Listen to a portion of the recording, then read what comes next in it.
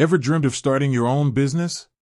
The thrill of being your own boss, calling the shots, watching your venture flourish, it's an intoxicating dream for many. But that dream can quickly turn into a paperwork headache. Between taxes, permits, and legalities, the financial side of things can feel overwhelming. That's where the concept of a business bank comes in. A safe space for your business's finances, separate from your personal accounts, offering features tailored to growing companies.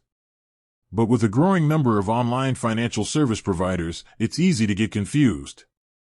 So, if you're a budding entrepreneur in the UK, you might have stumbled upon Tide. They offer a sleek app, claim to simplify finances, and even have bank in their name. But is Tide actually a bank? Hold on to your bootstraps, because the answer might surprise you. While Tide might seem like a bank at first glance, let's peel back the layers and see what's really going on. Here's the deal, Tide isn't actually a bank itself. It's a financial technology company, often referred to as a fintech company. Fintech companies use technology to deliver financial services, but they don't hold a full banking license. What does that mean for you, the business owner? Well, there are a few key things to consider.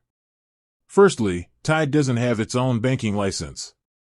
This means your money isn't directly protected by the Financial Services Compensation Scheme, FSCS, a UK government program that protects deposits up to a certain amount in case a bank goes bust. Now, don't panic. Tide does take steps to mitigate this risk. They partner with a licensed bank, Clearbank in this case, to hold your deposited funds. Clearbank is a licensed bank and falls under the FSCS protection scheme. So, your money technically sits in a secure bank account, but it's not directly held by Tide itself. Another thing to keep in mind is the range of services offered.